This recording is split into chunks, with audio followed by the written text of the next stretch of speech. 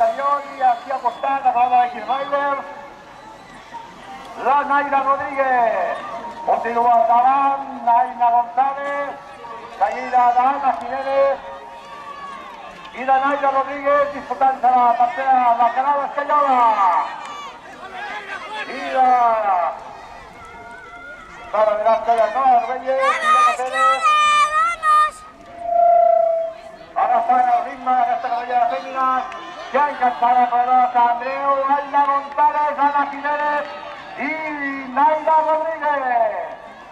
Seguida de Calor de Terrassa, Canal Escanyola.